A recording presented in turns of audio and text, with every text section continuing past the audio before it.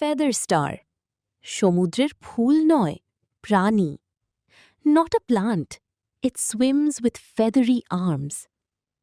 দেখতে একদম ফুলের মতো, কিন্তু এটা গাছ না, এটা নিজের হাত নেড়ে সাঁতার কাটে। বিশ্বাস হচ্ছে না?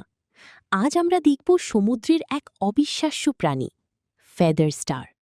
ফেদার স্টার বাংলায় যাকে বলা যায় পালকের মতো তারকা, আসলে এক ধরনের সামুদ্রিক প্রাণী।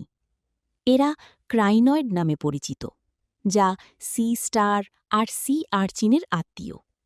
দূর থেকে দেখলে মনে হবে যেন পানির নিচে কোনো সুন্দর ফুল দুলছে, কিন্তু সত্যি বলতে এটা বেঁচে থাকা, চলাফেরা করা একটা প্রাণী।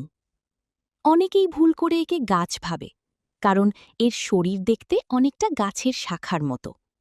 কিন্তু গাছ নিজের জায়গা থেকে নড়তে পারে না, আর ফেদার স্টার পারে। এদের শরীরে থাকে অনেকগুলো নরম, পালকের মতো হাত, যেগুলো দিয়ে এরা খাবার ধরে আর প্রয়োজনে সাঁতারও কাটে। ফেদার স্টার যখন সাঁতার কাটে তখন ওর হাতগুলো একসাথে নড়তে থাকে, ঠিক যেন পানির নিচে ধীর গতির একটা নাচ চলছে।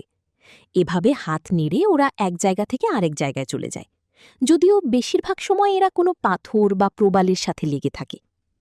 এদের খাবার খাওয়ার পদ্ধতিও বেশ মজার। পানির মধ্যে ভেসে থাকা ছোট ছোট খাবারের কণা, যেমন প্ল্যাঙ্কটন, এরা তাদের পালকের মতো হাত দিয়ে ধরে, তারপর ধীরে ধীরে সেই খাবার মুখের দিকে নিয়ে যায়। মানে এরা মূলত ফিল্টার ফিডার। ফেদার স্টারের সবচেয়ে আকর্ষণীয় দিক হল এর রং। লাল, হলুদ, বেগুনি, কালো, নানান রঙে এদের পাওয়া যায়। সমুদ্রের অন্ধকার গভীরতায় এদের রং আরও রহস্যময় লাগে। অনেক সময় মনে হয় যেন পানির নিচে কোনো জীবন্ত ফুল ফুটে আছে।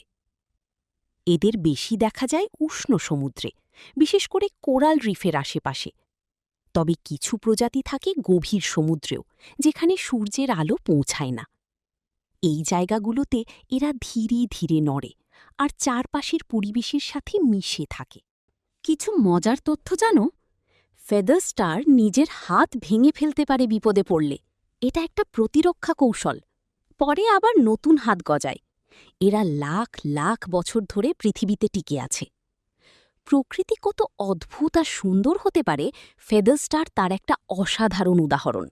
যেটাকে আমরা ফুল ভাবি, সেটাই আসলে জীবন্ত প্রাণী। ভিডিওটা ভালো লাগলে লাইক দাও, আর এমন অজানা তথ্য জানতে ফলো করো, কারণ পৃথিবী ভরা আছে অবাক করা রহস্যে।